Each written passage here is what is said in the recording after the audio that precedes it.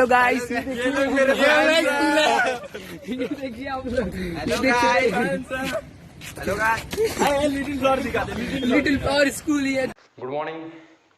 जैसा कि हम लोग जानते हैं, अंग्रेज हिंदुस्तान आए थे 1750 के आसपास। जब वो सब हिंदुस्तान में आए थे तो उन्होंने ऐसे नियम कानून लागू किए कि सबको दिक्कत होने लगी।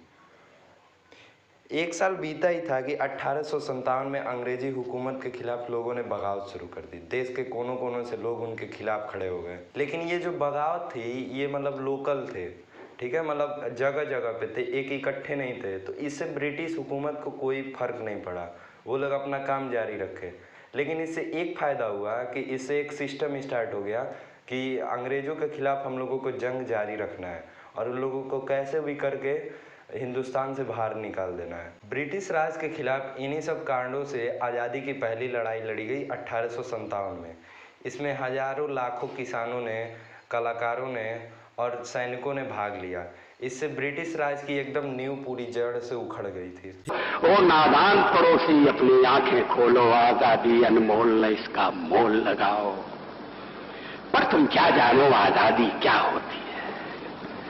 पर तुम क्या जानो आजादी क्या होती है? तुम्हें मुफ्त में मिली न कीमत गई चुकाई। अंग्रेजों के बल पर 2 टुकड़े पाए हैं, मां को खंडित करते तुमको लाज ना आई। अब जान लेते हैं कि क्या वे कारण थे जिससे आज़ादी की पहली लड़ाई लड़ी गई। क्या वे कारण थे जिससे विद्रोह करना एकदम जरूरी हो गया था उस समय पे। पहला कारण था कि आज की ताज़ा खबर, एक कुत्ते ने एक सड़क पर सोए आदमी के मुंह पर मूत दिया। कुत्ते को जान बचाने के लिए मिला पद्मश्री अवार्ड। अबे यार, का स्क्रिप्टों में लिख देते हो तुम लोग। अंग्रेज जब हिंदुस्तान 1750 में आए थे तो पहले 100 साल तो उनके मज़े से बीते। लेकिन 1857 में पहली चिंगारी भड़की, उनके खिलाफ विद्रोह के बादल मंडराने लगे। लेकिन उनके एक्सपेंशन करने के तरीके, लोगों का शोषण करने से और एडमिनिस्ट्रेशन में लाए गए बदलावों से हिंदुस्तानी खुश नहीं थे। राजाओं की सत्ता छिन गई, किसानों के खेत बर्बाद हो गए, जो कारीगर थे उनके मतलब रोजगार ख़त्म हो गए, जो पंडित लोग थे उनको मतलब कि उनका भी रोज़गार ख़त्म हो गया, क्योंकि जो मंदिर पे उस पर ब्रिटिशर्स ने टैक्स लगा दिया, जिससे कि उनका जो रोज़गार था वो एकदम डाउन हो गया, उनका गुजारा नहीं चल पा रहा था। जो हाई वर्ग के लोग थे उनको भी मतलब गुस्सा आ रहा था ब्रिटिश के खिलाफ, क्योंकि एडमिनिस्ट्रेशन में जो हाई पोस्ट के जॉब थे जिसमें अच्छे पैसे मिल रहे थे उन सब में इनको भर्ती नहीं किया जा रहा था। और जो सैनिक थे वो भी गुस्सा थे, क्योंकि उनके साथ अच्छा व्यवहार नहीं किया जा रहा था, अच्छी सैलरी नहीं दी जा रही थी, और उनकी जो हाउसिंग थी मतलब रहने का जो जगह था वो भी बहुत ख़राब था।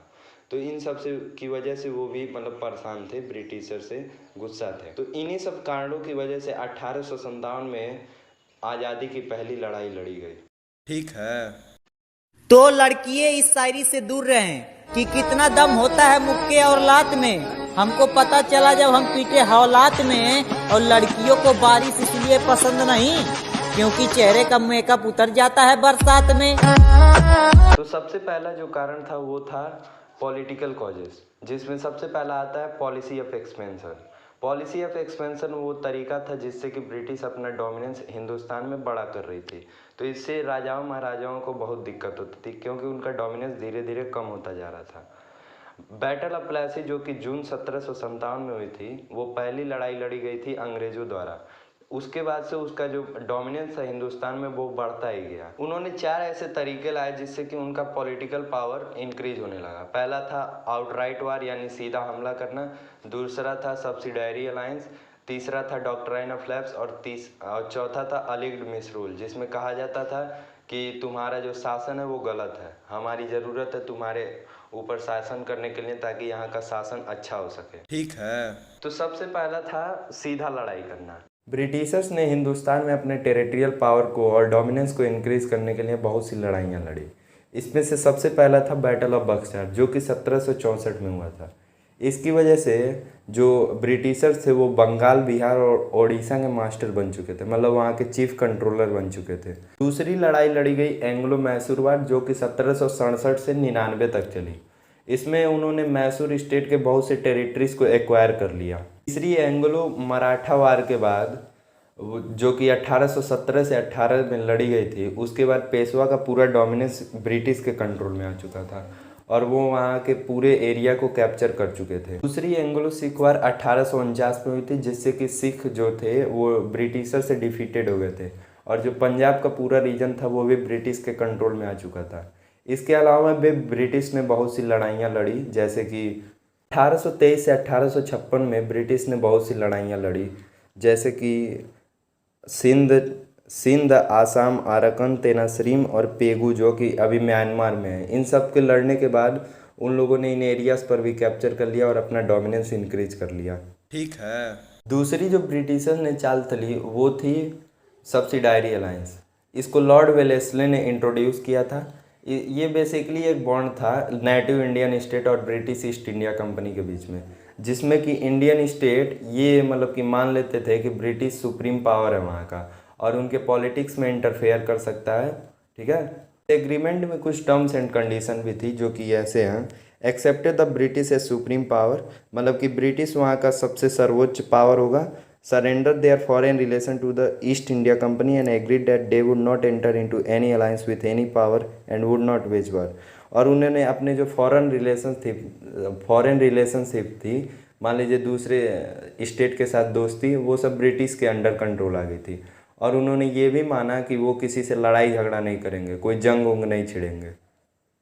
Accepted a British resident at their headquarters and agreed not to employ any European in their service without consulting the company.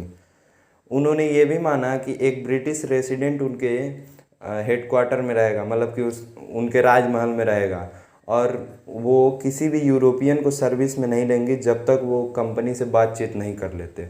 ये भी माना कि वो ब्रिटिश आर्मी के लिए एक मतलब सेना तैयार करेंगे, वो भी अपने खुद के खर्चे पे। और देखा जाए तो इन सब से उन्होंने अपना जो आज़ादी था वो खो दिया था इन सभी टर्म्स एंड कंडीशंस को देखने के बाद। ठीक है। किंगडम ऑफ अवध पहला ऐसा मतलब कि स्टेट था जो कि ऐसे अलायंस में आया ट्रीटी ऑफ इलाहाबाद के बाद, जो कि 1765 में हुई थी ट्रीटी ऑफ इलाहाबाद, जिससे कि कंपनी ने ये माना कि वो अवध के फ्रंटियर को यानी कि उसकी रक्षा करेगी, लेकिन जो ब्रिटिश ट्रूप का जो खर्चा है वो अवध को उठाना पड़ेगा अपने खुद के पैसे पर। दूसरे जो स्टेट से जिन्होंने ऐसा अलायंस बनाया वो थे हैदराबाद, मैसूर, तंजौर, सिंधिया, राजपूत, जोधपुर, जयपुर, मछेरी, बूंदी और भरतपुर। ये सब स्टेट ने भी ऐसा ही कुछ अलायंस बनाया ब्रिटिश ईस्ट इंडिया कंपनी के साथ। ठीक है। मेरी गर्लफ्रेंड चमकती है थोड़ी थोड़ी, फिर पता चला वो तो लगाती है। तीसरी जो चाल चली थी इन्होंने वो था doctrine of lapse. Doctrine of lapse basically एक मतलब कि कंडीशन था कि अगर मान लो कोई राजा है वो बिना किसी मेल हायर के मर जाता है, यानी कि किसी लौंडे के बिना मर जाता है, तो उसका जो कंट्री है मतलब स्टेट है वो ब्रिटिश के कंट्रोल में आ जाएगा। ऐसा ही किस देखने को मिला था झांसी में, जब वहाँ के राजा 1853 में मर गए थे। उनका कोई मतलब नेचुरल हायर तो नहीं था, कोई मतलब कि खुद का लड़का तो नहीं था, लेकिन उन्होंने एक लड़के को अडॉप्ट किया था जिसका नाम था आनंद राव। जब वो मर गए तो उनकी रानी को मतलब पेंशन दिया गया, लेकिन उनके लड़के को गद्दी नहीं दी गई। कई स्टेट डॉक्ट्राइन ऑफ लैप्स के शिकार हुए थे, वो थे सतारा, जैतपुर, संबलपुर, उदयपुर, नागपुर। जो रूलर थे इंडियन स्टेट के वो ये सोचते थे कि उनकी स्टेट को डॉक्ट्राइन ऑफ लैप्स के अंडर नहीं लिया गया, बल्कि लैप्स ऑफ ऑल मोरल्स यानी कि सभी नैतिकताओं का अंत करके लिया गया है। ठीक है। चौथी और आखिरी चाल जो इन्होंने चली वो था अलीग्ड मिसरूल। इसमें यह कहा जाता है कि मान लो तुम्हारे स्टेट है तो ब्रिटिशर सब ये कहते थे कि तुम्हारे स्टेट में अच्छा एडमिनिस्ट्रेशन नहीं चल रहा है, तुम्हें हमारी ज़रूरत है अपने स्टेट को अच्छे से चलाने के लिए। ये हुआ था सबसे पहले अवध के साथ 1856 में। लॉर्ड डलहौसी ने कहा ये जो एनेक्सेशन है अवध का उससे सभी का भला होगा, लेकिन बदले में क्या हुआ कि जो लोग थे उनको बहुत ज़्यादा टैक्स पे करना पड़ा और उनकी जो कंडीशन थी वो और भी ख़राब होने लगी। लोगों को बहुत ज़्यादा टैक्स पे करना पड़ता था, फूड पे, हाउसेस पे, फेरीज पे। नवाब की जो आर्मी थी उसके डिसोल्यूशन के बाद जो सोल्जर थे वो मतलब कि बेरोजगार हो गए। ब्रिटिशर्स ने तलुकदार्स और ज़मींदारों की ज़मीन हड़प ली। इन सब बातों से तंग आकर अवध के लोगों ने 1857 की बगावत को ज्वाइन कर लिया। अवध एक मेजर सेंटर था 1857 की लड़ाई में, इसी वजह से। ठीक है। दूसरा है disrespect shown to Bahadur Shah Zafar. Bahadur Shah Zafar एक मुग़ल रूलर थे। वो कंपनी के प्रोटेक्शन के अंडर थे और उनको कुछ पेंशन दिया जाता था।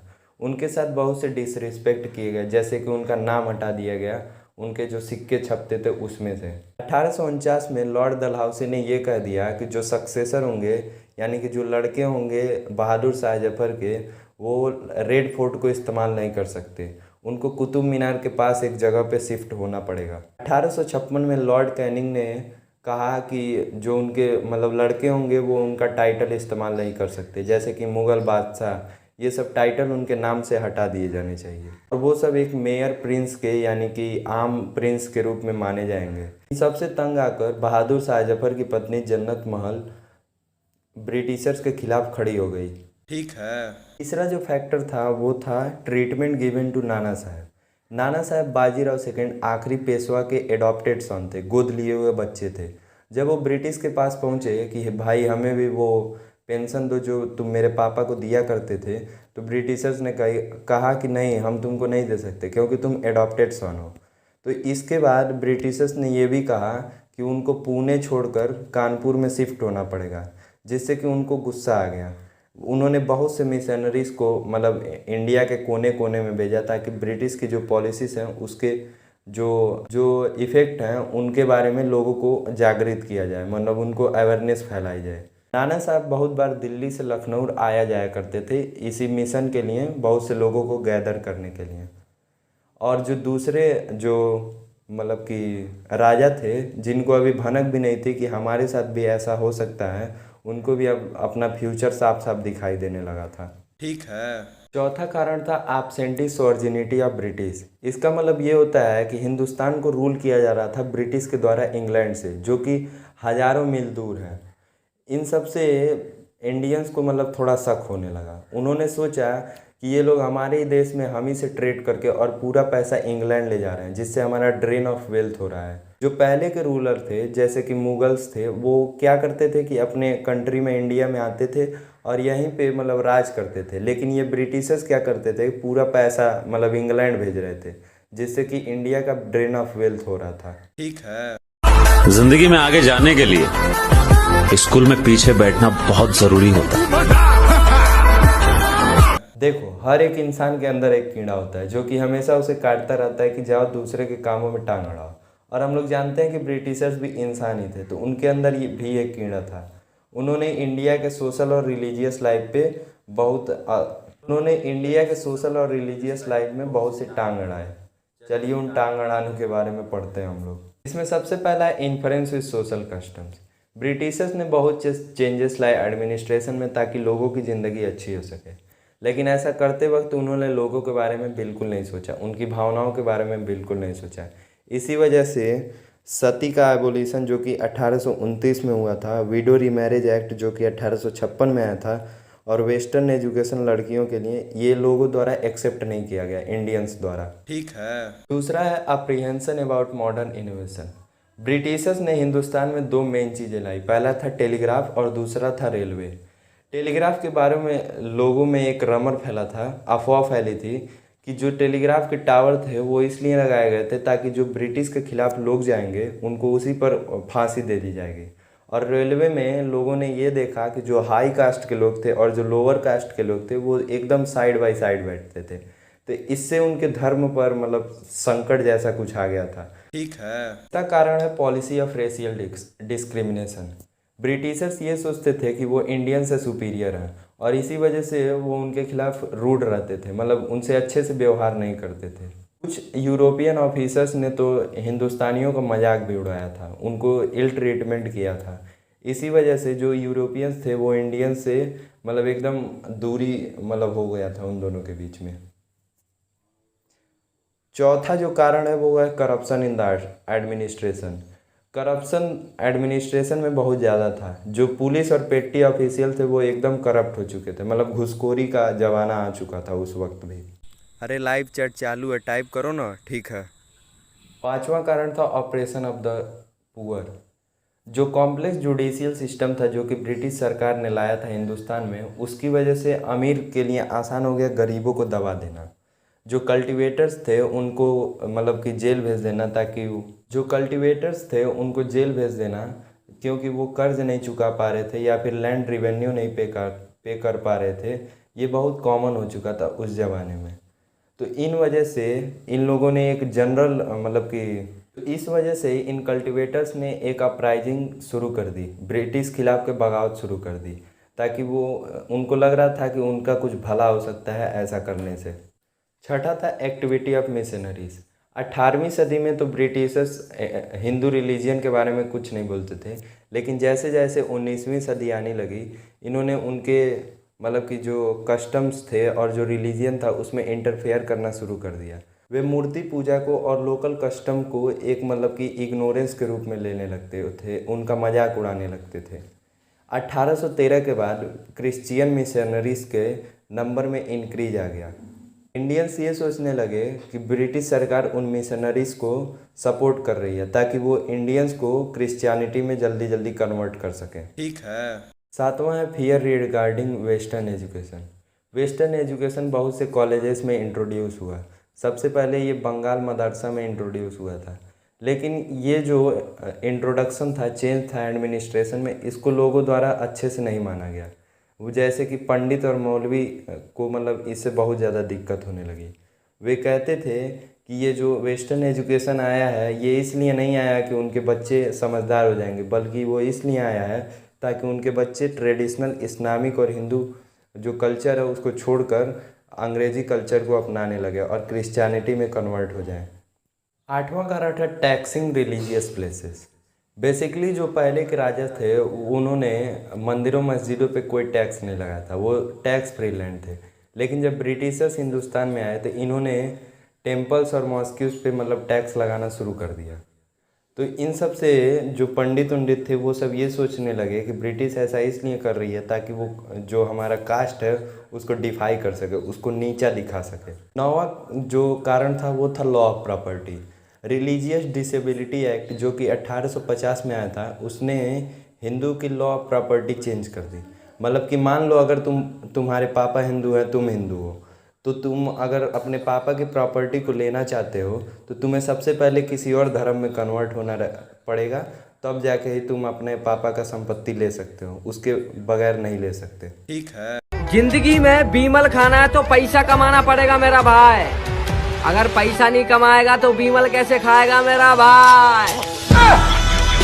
जब ब्रिटिश हिंदुस्तान में आए तो उन्होंने एग्रीकल्चरल इंडिया को एक कॉलोनी के रूप में मतलब बना दिया ताकि वो ब्रिटिश में जो इंडस्ट्रीज़ हैं उनके जो नीड्स हैं उनको सर्व कर सकें। जैसे कि रॉ कॉटन, रॉ सिल्क बहुत ही ज़्यादा डिमांड में थे ब्रिटिश में। टी और इंडिगो का भी बहुत डिमांड था ब्रिटिश में। इंडिया को फोर्सफुली ऐसा कहा गया कि तुमको एक्सपोर्ट करना है एट ए चीपर रेट, मतलब बहुत सस्ते रेट पर। दूसरी तरफ जो ब्रिटिश से सामान आ रहे थे, जो रेडीमेड चीज़ें थी, उन पे कोई टैक्स नहीं लग रहा था, इसलिए वो बहुत सस्ती थी। तो इस वजह से हिंदुस्तान के बाज़ार में जो मतलब लोकल चीज़ें थी वो ब्रिटिश चीज़ों से कम्पीट नहीं कर पा रही थी, और इस तरफ इंडियन इंडस्ट्री का पूरा एकदम एबोलिशन हो गया, मतलब सब खत्म हो चुका था। दूसरा कारण था drain of wealth. Drain of wealth का मतलब होता है इंडिया से ब्रिटेन पैसा जाना, जिससे कि इंडिया को कोई प्रॉफिट नहीं हो। बैटल ऑफ प्लेसी जो कि 1757 में हुई थी, उसके पहले जो ब्रिटिशर्स थे वो इंडिया में गोल्ड लाया करते थे ब्रिटेन से, ताकि वो यहाँ पे ट्रेड कर सके। लेकिन जब उन्होंने बंगाल को जीत लिया 1757 की लड़ाई के बाद, तो उन्होंने गोल्ड लाना बंद कर दिया। यहीं के पैसे से यहीं पे ट्रेड किया और जो उससे प्रॉफिट मिला उसको ब्रिटेन ले जाने लगे। तो इससे ड्रेन ऑफ वेल्थ होने लगा इंडिया का। ये जो ड्रेन थे उसमें सैलरीज आती थी, इनकम्स आते थे, जो कि इंग्लिश मैन के मतलब यानी कि जो यूरोपियन लोग थे उनकी सैलरीज आती थी। ठीक है। तीसरा था डीके ऑफ कॉटेज इंडस्ट्री, जो गृह उद्योग कहा जाता है जिसे, उसका डिक्लाइन हो गया इंडिया में, क्योंकि जो ब्रिटिश गुड्स थे वो मतलब बहुत ही कम टैक्स पे आते थे और उनका प्राइस बहुत लो होता था इंडियन मार्केट में। और दूसरे जो मतलब कि इंडियन के घरेलू उपयोग थे उसका प्राइस हाई होता था। तो इस वजह से जो कॉटेज इंडस्ट्री थे, जो art of spinning and weaving, जो धागा बनाने का जो घर में बनता था, वो इंडस्ट्री ख़त्म हो चुका था, एकदम पूरी तरह से डिसमेंटल कर दिया गया था। 19वीं सदी के मिडिल में जो इंडिया से कॉटन और सिल्क का एक्सपोर्ट था वो एकदम बंद हो चुका था, मतलब उसमें कोई एक्सपोर्ट अब बचा नहीं था, कोई एक्सपोर्ट नहीं कर रहा था इंडिया से ब्रिटेन कॉटन और सिल्क को, क्योंकि कॉटेज इंडस्ट्री बची ही नहीं थी। ठीक है। चौथा कारण था इकोनॉमिक डिक्लाइन ऑफ पीसेंट्री। इसका मतलब ये होता है कि जो पीसेंट थे यानी कि जो किसान थे उनके पास कुछ पैसे वैसे बचे नहीं थे, क्योंकि जो लैंड रिवेन्यू था उस टाइम का जो ब्रिटिशर्स ने बनाया था वो इतना हाई कर दिया गया था कि उनको कुछ मतलब प्रॉफिट मिल ही नहीं रहा था अपने खेती बाड़ी से। इसकी वजह से उन्होंने अपने ज़मीन बेच दिए या फिर उन्होंने खेती करना छोड़ दिया। जो ज़मींदार थे वो उनको मर्चेंट और मनी लेंडर में बदल दिया गया था। इन नए लैंड ओनर को कोई फ़र्क नहीं पड़ता था कि उनके जो खेत करने वाले मज़दूर हैं उन पे क्या बीत रहा है, उनकी क्या आर्थिक स्थिति है, उनसे कोई फ़र्क नहीं पड़ता, उनको बस अपना काम हो जाना चाहिए, ऐसा होता था। तो इन सब से बहुत सी फेमाइंस आई यानी कि भूखमरी आई और बहुत से किसानों ने खेती करना छोड़ दिया। ठीक है। पाँचवा है ग्रोइंग अनएम्प्लॉयमेंट। ग्रोइंग अनएम्प्लॉयमेंट का मतलब कि बेरोजगारी बढ़ना। जब ब्रिटिशर्स ने नेटिव स्टेट को एक्वायर करना शुरू किया तो जो उसके ऑफिशियल्स थे, जो वहाँ पे काम करने वाले लोग थे, वे सब बेरोजगार हो गए, जिसकी वजह से वे सब ब्रिटिशर्स के सख्त खिलाफ हो गए। ठीक है। Inhuman treatment to indigo planters. जो इंडिगो था उसका मतलब बहुत ही ज़्यादा प्रॉफिटेबल चीज़ था ब्रिटिशर्स के लिए। तो इन्होंने जो ब्रिटिश कल्टीवेटर थे वे ये कहते थे कि जो मतलब कि जिस ज़मीन पे वो चूज करें उस पर सिर्फ इंडिगो बोया जाना चाहिए। अगर किसान कुछ और उस ज़मीन पर बोते थे तो उनके जो कैटल्स थे यानी कि जो पालतू जानवर थे उनको ले लिया जाता था और उनका जो पूरी फसल, जो नई फसल इन्होंने बोई थी, वो बर्बाद कर दिया जाता था। और जो उनके साथ ट्रीटमेंट थी वो इतनी मतलब कठोर थी जिसको इनह्यूमन कहा जा सकता है, मतलब कि उनके साथ पशुता जैसा व्यवहार किया जा रहा था। ठीक है। सातवां कारण था poverty and famine. British economic exploitation, decay of indigenous industry, high taxation, drain of wealth, stagnation of agriculture and exploitation of poor peasant reduce the Indian to extreme poverty. तो ब्रिटिश का इकोनॉमिक एक्सप्लॉयटेशन और जो देसी कंपनियां थी industry से उनका DK होना, हाई टैक्स होना, वेल्थ का ड्रेन होना और एग्रीकल्चर का ख़त्म होना, इन सब से बहुत सी इंडिया के जो लोग थे वो पोवर्टी में जीने लगे, गरीबी आ गई हिंदुस्तान में। और फेमाइंस भी बहुत कॉमन हो चुके थे, यानी कि भूखमरी भी बहुत कॉमन हो चुकी थी उस ज़माने में। 12 मेजर यानी कि मुख्य और बहुत से छोटे छोटे फेमाइंस आए थे 1765 से 1857 के बीच में। फेमाइंस के कारण थे ड्रॉट यानी कि सूखा पड़ना, दूसरी नेचुरल कैलामिटीज यानी कि भूकंप जैसी चीज़ें, और बैड एडमिनिस्ट्रेशन भी था, यानी कि अच्छे से एडमिनिस्ट्रेशन नहीं हो पा रहा था, इसीलिए भी ये फेमाइंस आ रहे थे। अरे लाइव चैट चालू है, टाइप करो ना। ठीक है।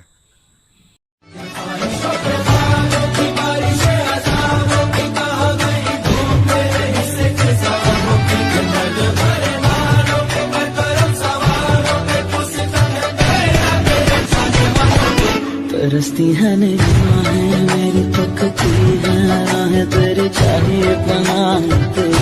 पढ़ लेते हैं मिलिट्री कॉजेस के बारे में, यानी कि मिलिट्री के जो रिलेटेड कॉजेस थे।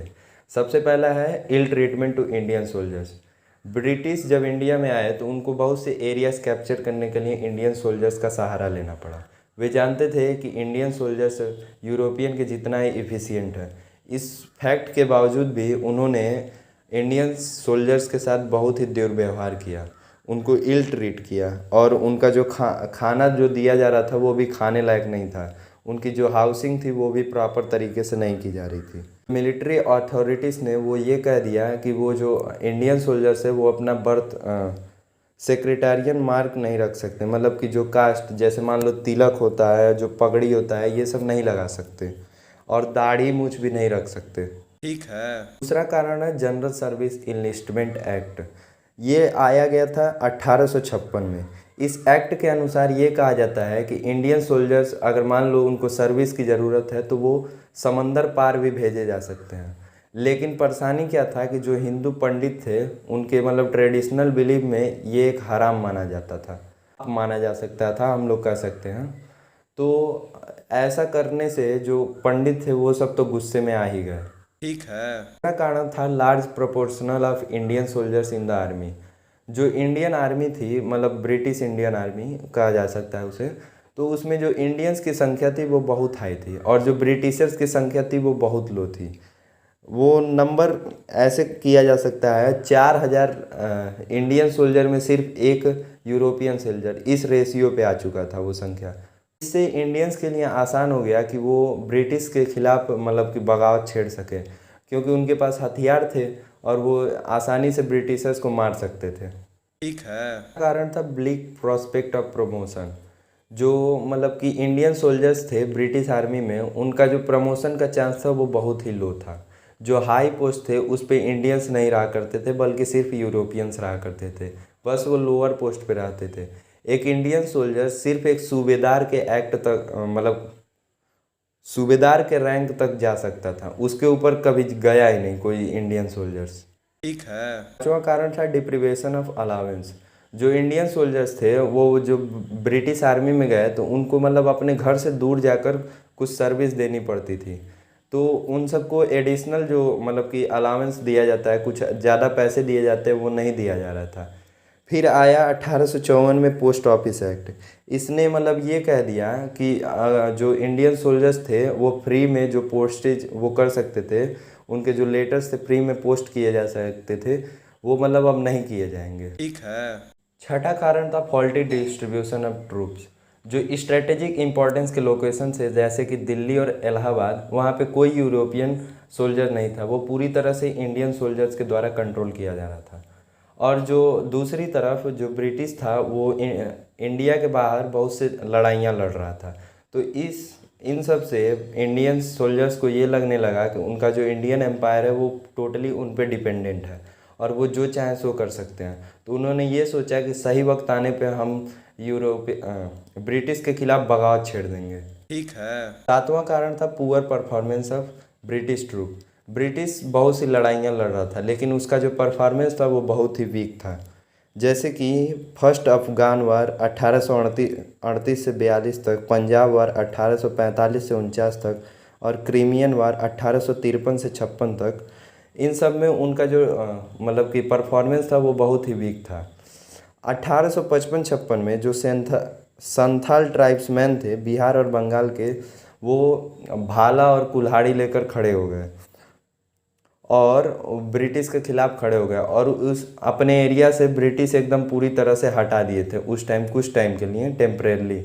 लेकिन दोबारा ब्रिटिश ने उन एरियाज़ को कैप्चर कर लिया संथाल ट्राइब्समैन से। लेकिन इससे एक फ़ायदा हुआ कि ये भ्रम टूट गया कि ब्रिटिश जो है उसको कभी हराया नहीं जा सकता। ठीक है। आठवां कारण था लोअर सैलरीज। जो इंडियन सोल्जर्स थे ब्रिटिश आर्मी में, उनको मतलब बहुत कम सैलरी दिया जा रहा था, इस वजह से उनको मतलब गुस्सा आ रहा था ब्रिटिश के खिलाफ। उनकी जो सैलरी थी वो मतलब कि जो यूरोपियन सोल्जर्स की सैलरी थी वो 8 गुना ज़्यादा थी इंडियन सोल्जर्स के मुकाबले। ठीक है।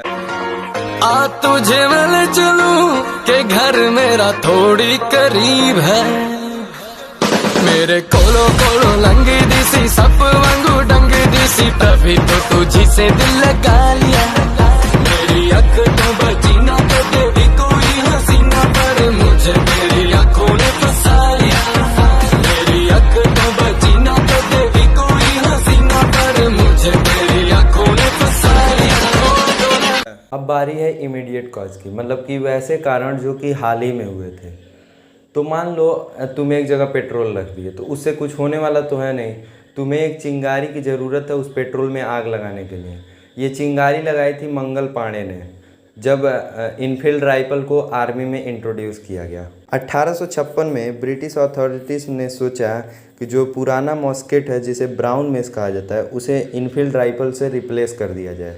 इनफील्ड राइफल का लोडिंग प्रोसेस था, उसमें एक डिफेक्ट था। लोडिंग प्रोसेस था इनफील्ड राइफल का, उसमें आता था कि जो कार्डिग्रेड है उसे मुंह तक लाया जाए और उसका जो ऊपर का ग्रीस वाला पेपर है उसे दांत से चबाकर निकाल दिया जाए। लेकिन इससे कुछ खास प्रॉब्लम नहीं था।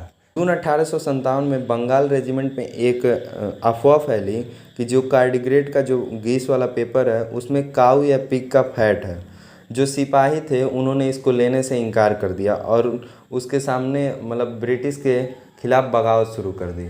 सिपाही थे वे ये सोचते थे कि ब्रिटिश अथॉरिटीज़ ने ऐसा इसलिए किया है ताकि हिंदू और मुस्लिम के जो सेंटिमेंट थे रिलीजियस उसको डिफाई किया जा सके, मतलब उसकी उल्लंघन किया जा सके।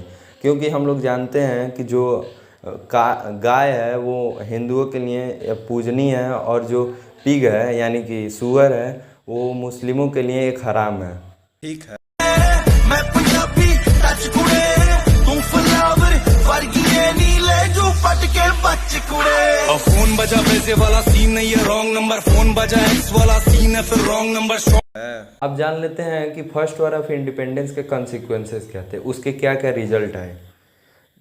जैसा कि हम जानते हैं कि 1857 का जो अपराइजिंग था उसे दबा दिया गया, लेकिन हम लोग जानते हैं कि अगर पत्थर पे एक बार लकीर बन जाती है तो वो दोबारा मिटाई नहीं जा सकती।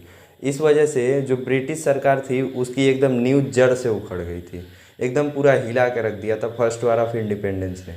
इसमें बहुत सी चीज़ें आई थी। सबसे पहला है एंड ऑफ कंपनी रूल। अब जो कंपनी का शासन था वो ख़त्म हो चुका था। अब जो गवर्नमेंट ऑफ इंडिया है वो सीधा क्राउन के द्वारा ले लिया गया, ब्रिटिश क्राउन के द्वारा। ये किया गया 1858 में गवर्नमेंट ऑफ इंडिया एक्ट के अंडर किया गया ये काम। इसमें फॉलोइंग प्रोविजंस दिए गए जो कि नीचे दिए गए हैं।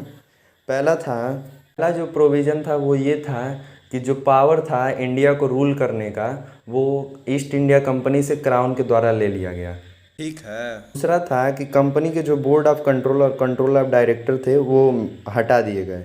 एक ब्रिटिश कैबिनेट के मेंबर को सेक्रेटरी ऑफ स्टेट बनाया गया इंडिया का और उसको हर एक चीज़ के लिए रिस्पॉन्सिबल माना गया। गवर्नेंस ऑफ इंडिया यानी कि इंडिया पे शासन करने में जो भी चीज़ें आएंगी उसको यही आदमी ले सकता है जो कि सेक्रेटरी ऑफ स्टेट बनाए इंडिया का उस टाइम पे। तो एक काउंसिल भी दिया गया जिसे कि इंडियन काउंसिल कहा जाता है, जो कि उसको एडवाइस देती थी कि क्या करना है क्या नहीं करना है। तो ये मतलब एक पपेट की तरह था जिसकी वजह से कि जो इंडिया का पावर था वो ब्रिटिश पार्लियामेंट के कंट्रोल में आ चुका था।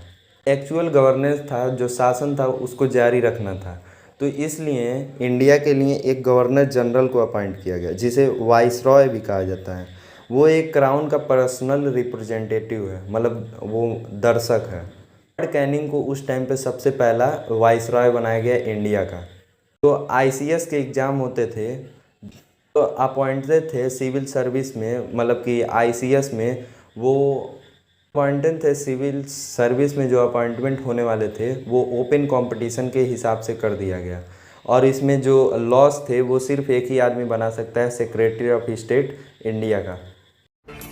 मैं तो अपनी मम्मी को भी नहीं पसंद, उसकी मम्मी क्या खाक पसंद करेगी मुझे।